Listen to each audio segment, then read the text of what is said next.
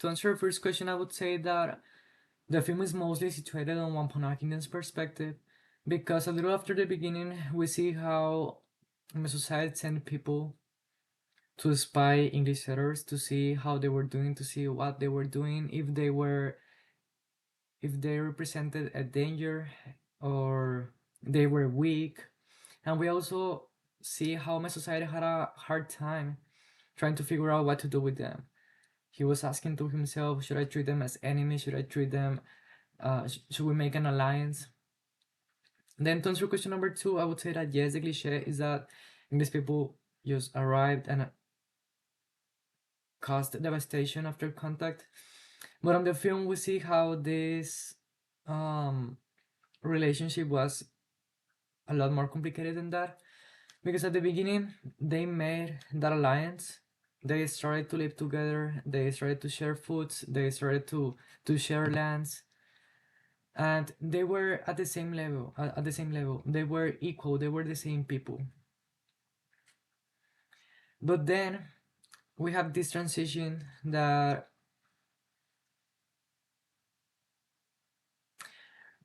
as English became the majority, they started to not respect Wampanoag Indians anymore.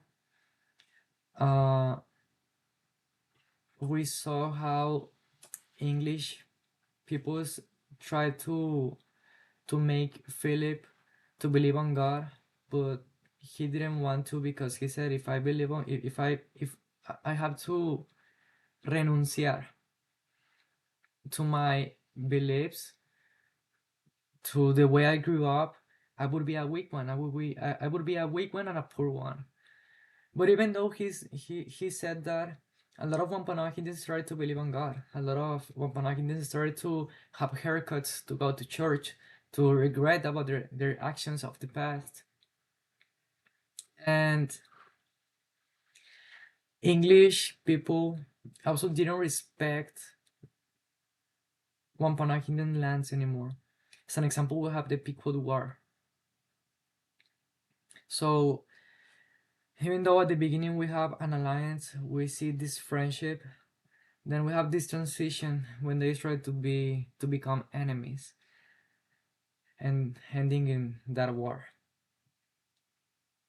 To answer question number three, I would say that one major criticism that I have is that we do have context, uh, but not enough about English behavior. I would say that we could have more history, more context about them.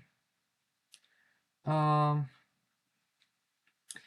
I think that a strong point that I really liked about the film is that how at the beginning they show us Wampanoag Indians being the most powerful, but at the end everything is switched. They became the minority. They became, I would say, weak, because they were the minority. They couldn't do much against English. And at the beginning, we saw how English were the minority. They were weak. They couldn't even survive if it wasn't because of Wampanoag Indians. And at the end, we see how English people started to become, not started to become, was the majority, was the one that had all the power, and they were not at the same level anymore. They were not equal anymore. Wampanoag Indians started to be more a second class level population. I would say that that's a very good point this documentary did.